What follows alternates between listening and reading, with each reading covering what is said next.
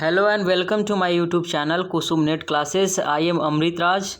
दोस्तों, यदि आप हमारे चैनल पे पहली बार आए हो तो हमारे चैनल को सब्सक्राइब कर लीजिए और सब्सक्राइब करने के साथ साथ बेल आइकन को भी प्रेस कर दीजिए ताकि अगली बार कोई भी वीडियो डालूं तो सबसे पहले नोटिफिकेशन आप तक पहुंचे। तो आइए दोस्तों, अब हम लोग बात करते हैं आज के वीडियो में क्या बात करने वाले हैं। आपको स्क्रीन पे दिख रहा होगा कि हम लोग वीडियो में बात करने वाले हैं सन्यासी रिवोल्ट के बारे में। सन्यासी विद्रोह की शुरुआत कब हुई, कहाँ हुई और कैसे हुई, और इसके अध्ययन के या फिर इसके प्रमाण, इसके रिसोर्सेज हमें कहाँ कहाँ से प्राप्त होते हैं। तो दोस्तों, यदि आप बीपीएससी की तैयारी कर रहे हो, यदि आप यूपीएससी की तैयारी कर रहे हो या फिर यदि आप यूजीसी नेट की तैयारी इतिहास के साथ कर रहे हो तो आप निश्चित तौर पे हमारे साथ जुड़ जाओ। ठीक है, यहाँ पर मैं आपको इतिहास पढ़ाता हूँ, उसके साथ साथ जीएस का पेपर भी मैं पढ़ाता हूँ। तो आइए आज के वीडियो की शुरुआत करते हैं। कोई चीज़ें नहीं मिलेंगी तो आप हमारे साथ लिख लीजिएगा और जो चीज़ें आपको पढ़ी हुई रहेंगी उसको आप समझने की कोशिश करेंगे। सबसे पहले हम लोग यह बात करते हैं कि आपको पता होगा कि ब्रिटेन में एक पॉलिसी था, उनका एक कहावत था कि ब्रिटेन का जो सूर्य है वह कभी भी अस्त नहीं होता है।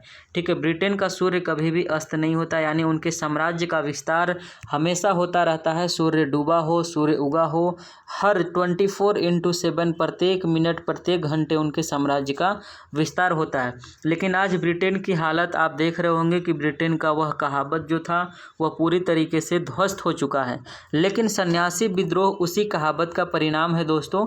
उन्होंने अपने साम्राज्य को विस्तार करने के लिए, ठीक है, उन्होंने साम्राज्य को विस्तार करने के लिए कोशिश की और उसी को लेकर के सन्यासियों ने रिवोल्ट किया, अंग्रेजों का विरोध किया, जिसे आप सन्यासी विद्रोह के नाम से जानते हो। आइए अब बातें करते हैं एक एक करके।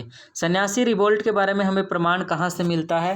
तो सबसे पहली बात कि उस समय जो ईस्ट इंडिया कंपनी थी, जो 1600 ईस्वी में हमारे यहाँ आई थी व्यापार करने के लिए, तो उसके जो दस्तावेज हैं, उसके जो डॉक्यूमेंट्स हैं, उसमें सन्यासी विद्रोह की चर्चा मिली है। उसके साथ साथ कई सारे सन्यासी जो थे जिन्होंने लड़ाई लड़ा, उनके अपने वृत्तांत हैं, उनके अकाउंट्स हैं, उनके कहानियाँ हैं, उनमें इन चीज़ों का जिक्र किया गया है। सन्यासी लोग गिरोहों में संगठित होते थे दोस्तों, वह ग्रुप में होते थे और इसमें हिंदू और मुस्लिम दोनों शामिल थे। यानी यह किसी भी तरीके का एक रिलीजन का ऑर्गेनाइजेशन नहीं था, यह पूरे तरीके से सेकुलर था। इसमें हिंदू और मुसलमान दोनों मिलकर अंग्रेज़ों के खिलाफ लड़ रहे थे। ये लोग साधुओं तथा भिक्षुओं के वेश में पर्यटन करते थे और लूट मार किया करते थे तथा छोटे छोटे बच्चों को उठा ले जाते थे। ठीक है, यानी कि जो मतलब ये लोग जो थे सन्यासी लोग, वो लोग इसीलिए इनको बोला गया है सन्यासी रिवोल्ट, क्योंकि ये लोग साधु के वेश में रहते थे। ठीक है, भिक्षु के वेश में रहते थे, भिक्षा मांगने के लिए जाते थे और उसके साथ साथ वहाँ पे जहाँ कहीं भी भीख मांगने के लिए जाते थे या फिर साधु बनकर जाते थे, वहाँ पे लोग लूट मार करते थे, छोटे छोटे बच्चों को लूट लेते थे। तो इन्हीं सारी चीज़ों से तंग आकर, ठीक है, इन्हीं सारी चीज़ों से तंग आकर अंग्रेज़ों ने इनके खिलाफ बहुत तरह के नियम लाए, कानून लाए और इनको दबाने की कोशिश की गई। इसी वजह करके लेकर के इन लोगों ने विद्रोह किया। ठीक है, तब कह रहा कि हेस्टिंग्स, उस समय जब ये लोग सन्यासी रिवोल्ट हो रहा है उस समय हमारे यहाँ वॉरेन हेस्टिंग्स जो है वही गवर्नर जनरल है। तो हेस्टिंग्स कहता है, हेस्टिंग्स ने अपने सेना भेज करके इन दस्युओं का, ठीक है, इसके लिए अंग्रेजी में शब्द इस्तेमाल किया है बैंडिट्स। ठीक है, आप सुने होगा बैंडिट क्वीन, एक मूवी का नाम, ठीक है, जो कि फूलन देवी पे बनाया गया है। तो बाद में जब चंबल चली गई थी, डाकुओं का गिरोह ज्वाइन कर ली थी।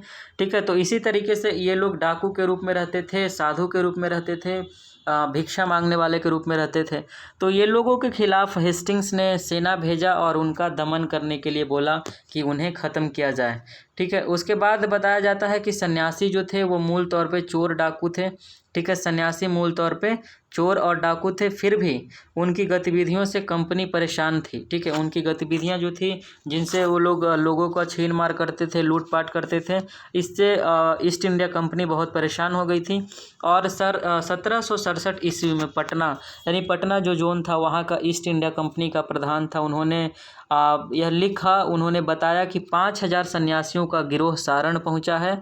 फौजदार ने उनका सामना करने के लिए 2 कंपनी सिपाही भेजे और लगभग 80 सन्यासी मारे गए और बाकी जो बचे खुचे थे उनको तीतर बितर कर दिए गए, यानी उनको इधर उधर मारकर भगा दिया गया, वो लोग भाग गए। ठीक है। और पटना के प्रधान ने उनसे मुक्ति पाने के लिए, ठीक है, किन से, सन्यासियों से मुक्ति पाने के लिए कप्तान बिल्डिंग, नाम याद रखिए, कप्तान बिल्डिंग को भेजा, ठीक है। और पूर्णिया में भी सन्यासियों का आतंक बना रहा, ठीक है। पूर्णिया बिहार का एक जिला है, तो पूर्णिया में भी सन्यासियों का आतंक बना रहा।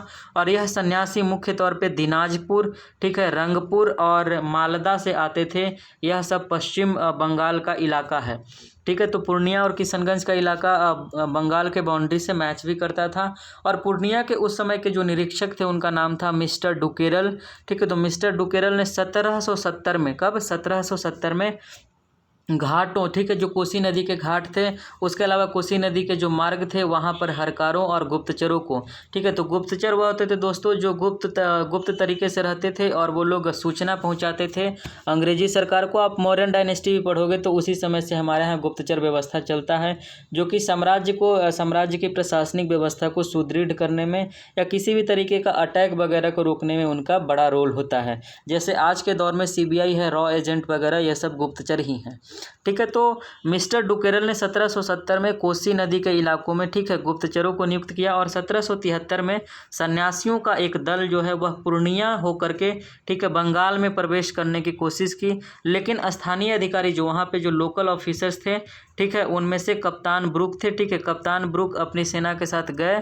और, ठीक है, यह खबर जैसे ही सन्यासियों को पड़ा कि कप्तान ब्रुक आ रहा है हम लोगों को मारने के लिए, हम लोगों से लड़ने के लिए, तो वो लोग भाग गए, ठीक है। और उनमें से कुछ बच गए तो उनको बंदी बना लिया गया, ठीक है। अब करते हैं कि वो लोग जब पश्चिम की ओर फिर प्रस्थान करने लगे, ठीक है, जब वो लोग बंगाल जा रहे थे अब उन्होंने एरिया चेंज कर लिया, वो लोग बदलने चंपारण की तरफ और सारण की तरफ जाने लगे, ठीक है। तो सारण के जो आरक्षी अधीक्षक थे उस समय के, ठीक है, वहाँ के जो हेड थे उनका नाम था कप्तान हे, ठीक है। तो कप्तान हे ने अनुरोध किया, ठीक है, कि यहाँ पर सन्यासी आ रहे हैं, कुछ किया जाए। तो उन्होंने 13 अप्रैल 1773 ईस्वी को पटना से सेना भेजी, ठीक है। किसने, पटना के जो अधीक्षक थे, ठीक है, पटना के जो अधीक्षक थे कौन, कप्तान ब्रुक, ठीक है ना। तो कप्तान ब्रुक ने भेजा किनको, कप्तान हे को सेना भेजा, ठीक है। और वहाँ जब गए, सेना गई तो फकीरों तथा जो सन्यासियों की गतिविधियाँ थी उसको कंट्रोल में लाई, ठीक है। और अंत में पूरे तरीके से उसको दबा दी, ठीक है। उसके बाद कई दिनों तक यह आंदोलन चलता रहा, ठीक है। लेकिन 1773 में, ध्यान रखिएगा, 13 अप्रैल भारतीय इतिहास में बहुत महत्वपूर्ण घटना है। एक तो आप जानते होंगे जलियांवाला बाग हत्याकांड, ठीक है, रॉलेट एक्ट वगैरह जब आया था उसके विरोध में जब सभा हुई थी तो 13 अप्रैल 1919 को जलियांवाला बाग हत्याकांड घटा था।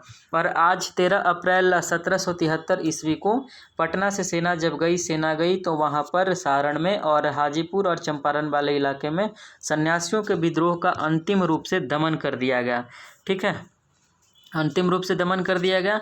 और उसके बाद सन्यासी विद्रोह पूरी तरीके से समाप्त हो गया। तो दोस्तों यह था टोटल सन्यासी विद्रोह के बारे में। यदि आपने नहीं पढ़ा हो पहले तो आप इसको पढ़कर लिखकर नोट्स बना लीजिएगा, यह आपके एग्जामिनेशन के लिए बहुत ही इंपॉर्टेंट टॉपिक है दोस्तों। तो आज का वीडियो हम लोग यहीं पे ख़त्म करते हैं, फिर मिलेंगे हम लोग अगले वीडियो में एक नए टॉपिक के साथ। तब तक के लिए शुक्रिया, बाय बाय, जय हिंद।